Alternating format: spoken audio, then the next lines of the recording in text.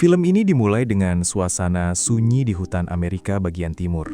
Daun-daun berguguran, kabut tipis melayang di antara pepohonan, dan suara langkah kaki terdengar pelan tapi ritmis. Di tengah jalur pendakian Appalachian Trail, jalur hiking sepanjang ribuan kilometer, kita melihat seorang perempuan berjalan sendirian. Namanya Bluebird, bukan nama asli, tapi semacam nama panggilan yang biasa digunakan para pendaki untuk menjaga anonimitas. Bluebird berjalan dengan ransel besar di punggungnya. Wajahnya tenang, tapi matanya menyimpan sesuatu. Ada rasa lelah, bukan cuma lelah fisik, tapi lelah dari sesuatu yang lebih dalam. Dari sini, film langsung terasa seperti perjalanan pribadi. Bukan cuma mendaki gunung, tapi menuruni lembah batin. Bluebird berasal dari Spanyol. Dia meninggalkan suami dan kehidupannya di sana untuk memulai perjalanan ini. Kita nggak tahu persis alasannya di awal. Film sengaja menutupinya. Tapi dari ekspresi dan keheningannya, penonton bisa merasakan ini bukan liburan, ini pelarian. Pertemuan di jalur sunyi.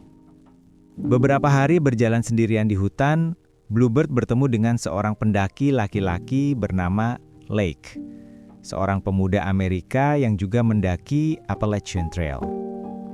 Lake terlihat ramah, santai, dan sedikit canggung. Pertemuan mereka sederhana banget. Gak ada musik dramatis, gak ada dialog besar.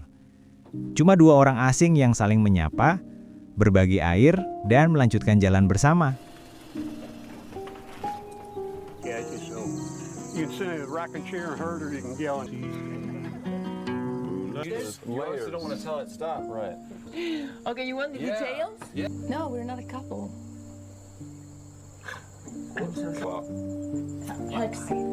Leg. Awalnya Bluebird tampak enggan. Dia tipe orang yang lebih suka menyendiri. Tapi Lake mencoba berbicara pelan, sopan, tanpa menekan. Akhirnya mereka memutuskan untuk berjalan bersama. Setidaknya sampai tempat perkemahan berikutnya. Sepanjang perjalanan, mereka mulai ngobrol pelan. Tentang jalur pendakian, tentang cuaca, tentang makanan ringan. Tapi semakin lama, percakapan kecil itu mulai membuka sisi pribadi mereka. Lake ternyata orang yang baik, tapi agak polos. Dia jujur tentang kehidupannya. Punya pacar, tapi hubungan mereka sedang aneh. Dia juga sedang mencari sesuatu. Bukan harta, bukan ketenaran, tapi semacam kedamaian yang sulit dijelaskan. Bluebird mendengarkan, kadang menjawab, tapi seringnya diam. Dan diamnya itu bukan sekedar pendiam biasa. Ada misteri di sana. Seolah dia sedang menahan sesuatu yang besar, atau mungkin berusaha melupakan sesuatu. Hari demi hari, keduanya melanjutkan perjalanan. Kamera film sering menyorot langkah kaki mereka, bunyi rancing patah, atau nafas yang berat. Semua dibuat realistis. Penonton bisa merasakan kesepian dan ketegangan yang halus di antara dua orang ini. Suatu malam, mereka berkemah di bawah langit terbuka. Api unggun kecil menyala di depan mereka. Lake mulai terbuka, bercerita tentang kehidupannya di rumah, tentang pekerjaannya, tentang keluarganya, dan tentang bagaimana ia merasa dunia terlalu sibuk untuk memahami dirinya. Bluebird mendengarkan, lalu berkata pelan, "Kadang orang harus pergi jauh supaya bisa mendengar dirinya sendiri." Kalimat itu sederhana, tapi berat. Dari sini, kita mulai tahu bahwa Bluebird bukan hanya mendaki karena hobi. Dia sedang melarikan diri dari sesuatu. Tapi, film gak langsung memberitahu apa itu.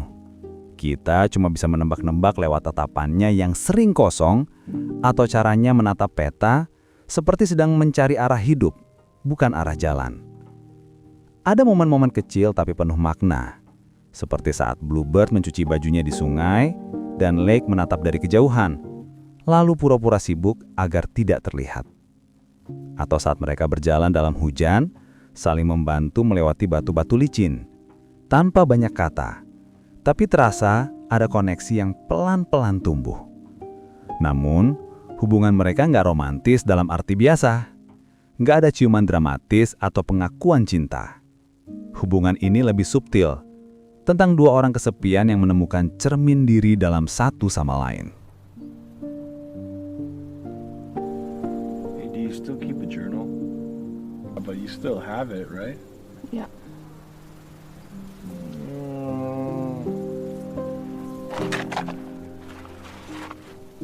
Can you give me some context first?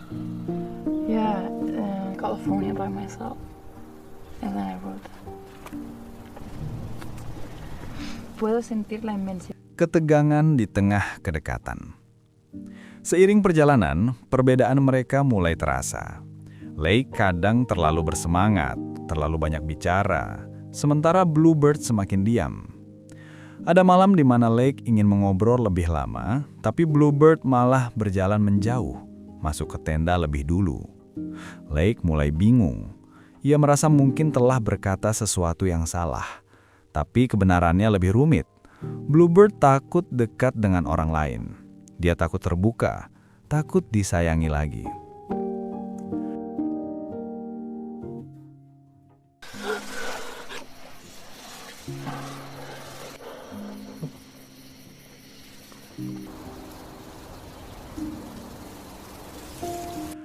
Suatu pagi, mereka melewati jembatan kayu di atas sungai deras. Anginnya kencang. Di situ, Lake mencoba bersikap lucu untuk mencairkan suasana, tapi Bluebird tetap dingin. Ketegangan kecil mulai muncul. Sore harinya, mereka sampai di shelter, semacam pos istirahat di jalur pendakian. Di sana sudah ada beberapa pendaki lain. Mereka makan bersama, saling berbagi cerita, tapi Bluebird tampak canggung di tengah keramaian.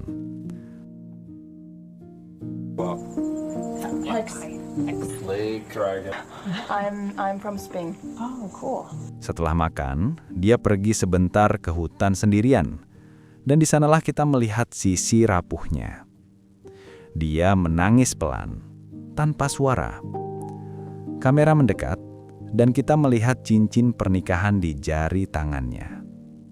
Ternyata, dia masih menikah.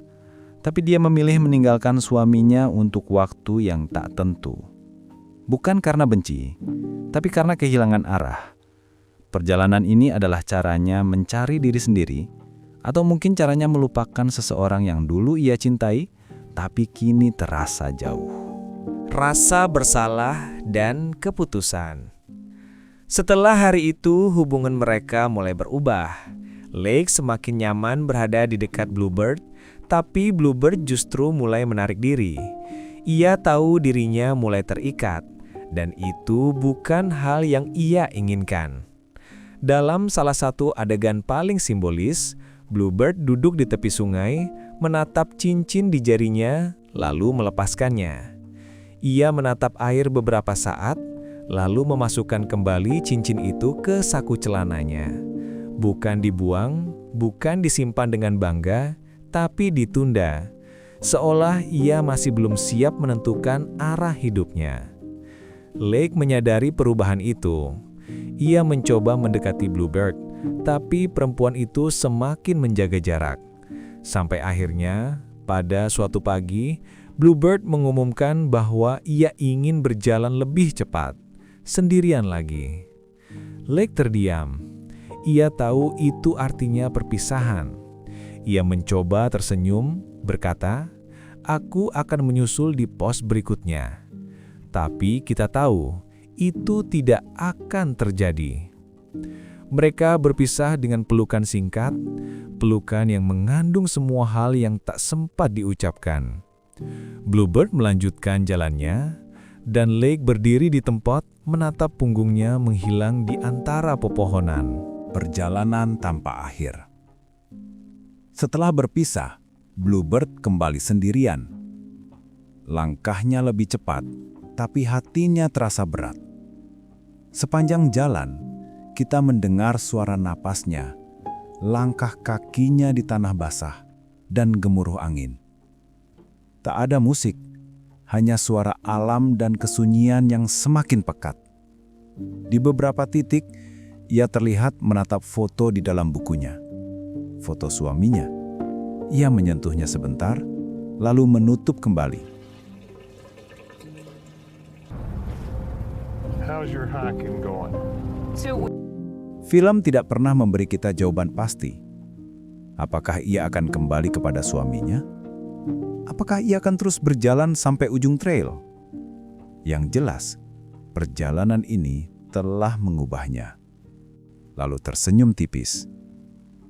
Bukan senyum bahagia, tapi senyum orang yang akhirnya bisa menerima dirinya sendiri, meski belum tahu akan kemana selanjutnya.